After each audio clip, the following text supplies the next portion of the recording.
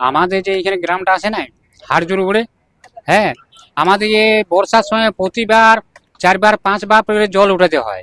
অবশ্য ঘর তো পাই নাই, এখনো জল উঠে দেবে। এখন যদি জল হয় পাম্পে জল তুলতে হয়। নারেশ্বর কবি ধরুন এমনি সবাই ঠিক ঠিক ছিল, কিন্তু ওটা হয়তো কোনো কারণ অবস্থা হয়ে গেছে, হয়তো বুঝতে পারছি না। সে ছেলেটা জেলেও আছে, যে যারা ন্যায্য পায় না তারা পায় না। মোটামুটি খুব একটা খারাপ লাগে আর ভালো হলো। ফসল বলতে আপনার ওই যারা প্রাপ্য লয় তারা পাইছে, আর যারা প্রাপ্য তারা পায় না। সাধারণত আমাদের এখানে সব থেকে বেশি অসুবিধা হচ্ছে জল, বুঝলেন। জল স্কুলের আমাদের সব থেকে অসুবিধা। চিকিৎসার এই যে হেলথ সেন্টার করছি, হেলথ সেন্টারে ধরুন আমাদের খুব একটা যে ডাক্তার নাই। আমি বাড়ি পাইনি, আমার বউ মারা গেছে। আমার দুটো ছেলে আছে।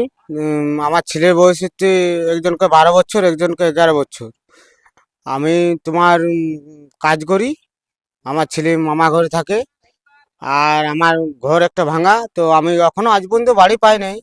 তো আমি অনেক যোগাযোগ করেছি, কিন্তু বাড়ি আমাকে কিন্তু কেউ দেয়নি। মানে তাও আমার কিছু এখনো সাহায্য করে না পার্টির থেকে।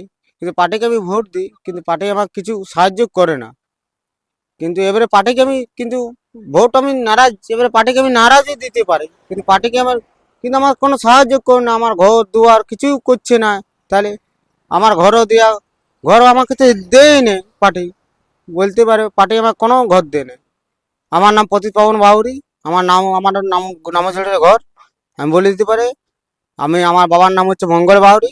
আমি এখন আজ পর্যন্ত ঘর পাই না, কিন্তু আমি পার্টিতে কাজ করি, কিন্তু আমার কোনোদিন কোনো ব্যবস্থাই নেয়নি, কোনো সাহায্য